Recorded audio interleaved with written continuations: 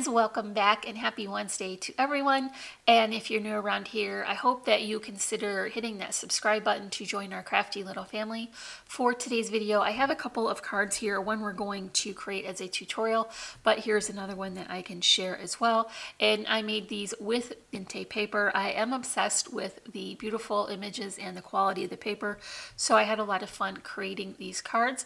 Now stick with me and we will make these. So I'm working with this Mintay collection. This is the Happy Place, and it's just a really lovely combination of beautiful pastel-y colors. It's very bright and cheerful. It did come with the 3x4 cut apart, and then also a combination of florals and check patterns in those pinks and blues. So I didn't happen to get the cut apart sheet, but I was able to utilize some of the journal cards here, and I just fussy cut around that so it would look like a piece of ephemera. And so I'm just going to start with my standard size 6.5 by 5 inch greeting card base. I did finish it with some paper from the collection so that it would look nice on the inside as well. And I'm just going to use this same pretty Tiffany blue cardstock matting throughout because it matches perfectly. And I'm going to also leave a little bit of the white border from the card base showing. I think that is a nice extra detail. So for this card, I'm going to create a faux frame. And so my frame needs a image or a pattern to show from the back, and I picked the scripty font here. I have no idea what any of those words are, but it is a compact pattern, so even though I'm cutting it a little smaller, it will still provide enough of the image so that you'll be able to see what it is. And then I went ahead and added the cardstock just to the top and bottom because I'm going to have this cut just to fit on the inside of that border for the base. So I'm just adding this a little bit higher than in the middle, and you'll see why in just a second. I've got my frame now, and this is one of the beautiful floral patterns, and I cut it to measure the same width as that script pattern. And then I cut out the center using this die, and this has the stitch line on the inside and the outside of the cut edge. So the portion that I removed had the edge, and then the portion that remains will have that beautiful stitching detail. Then I added my double-sided adhesive tape onto the back, and that will raise it up and give us the frame effect. So I'm just going to go ahead and line this up with that first layer of that scripty pattern because I want the cardstock border to be visible, and that worked really well. So now what I want to do is bring in that focal image, and like I said, I took one of the 3x4 journal cards and I fussy cut around it. So now this looks sort of like ephemera. I had to add more of that double-sided foam to support the portion that was going over top of the frame, and so this is just a really nice dimensional look. I was not able to cut between all of those very intricate flowers, so I decided for my arrangement that my flowers would fall on this side just to cover up a portion of that.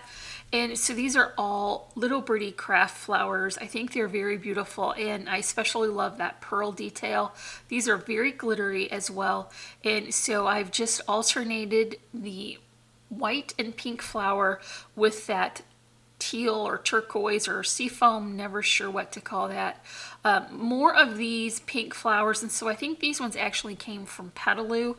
They have a little bit of a netting here with some chunky glitter, so that kind of brings that detail out toward the outside of the arrangement. And as always, I have some die cut foliage loopy twine bows, and here is my ribbon. So this is a pretty stitched satin ribbon, so that will fit right here in the corner. And while that glue was still setting up, I can move those layers around a little bit and position them, and that really is a benefit to having your arrangements created off project, is that you have some ability to position it where all of the layers fall right where you want. So here is my second arrangement. I'm going to add that to the top. This is going to sort of balance the larger arrangement on the bottom, and so it's kind of basically the same, except that I just have it a more compact size. So there's just one of those pretty mint flowers, and then the foliage, and then just one loopy twine bow,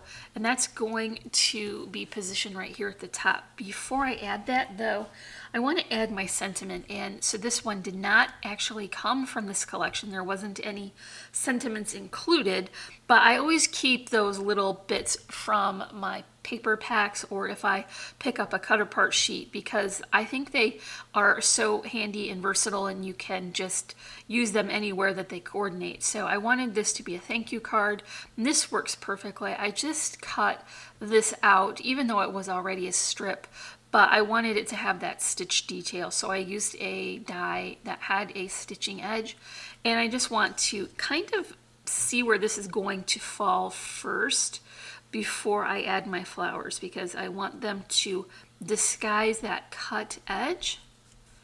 That looks pretty up here. Now, one more thing before I adhere those flowers is, of course, I'm going to put a couple little charms. I thought the bicycles were very appropriate because this is a very springy or summery kind of card, so I'm going to add those with my hot glue, move the excess, and then it's time to add my flowers. I also want to include a couple of buttons here, so these are just little vintagey buttons. I picked two that will fit here in the corner. Brought my favorite sequins down as well, and so I'm just going to include a couple here, and that will help to balance the buttons on that corner. And so I think I want to do one on the base and two on the frame, and it's more of an organic arrangement, so it would be, you know, not exactly measured perfectly, but sort of stylized. So I'm just going to add those with my Tombow. So that's all for my card with my dimensional frame. Now, while I had my collection out on my work desk, I decided to create another card because I wanted to show you how the other checks and florals went together. And so this one, of course, has that beautiful pink, and then the floral that's on the B side of that pattern has the roses and then a little bit more of a leafy and yellow tone to it, so that is beautiful. And I made a similar arrangement for this card as well, but because I didn't want to fussy cut around those more intricate pieces, I used a tag die and then I popped that up. And so there's just a simple doily, some of the script, and then I popped up that tag, and that helps it to become a better focal point. There is an eyelet here that coordinates with a little twine, and then this time I switched the charms out for butterflies because there are butterflies on my tag. So if you love the Mintay paper collections as much as I do, let me know in the comments. If you enjoyed this tutorial, let me know that as well, and make sure to give me a big thumbs up. Remember, you can find links to all our socials in the description.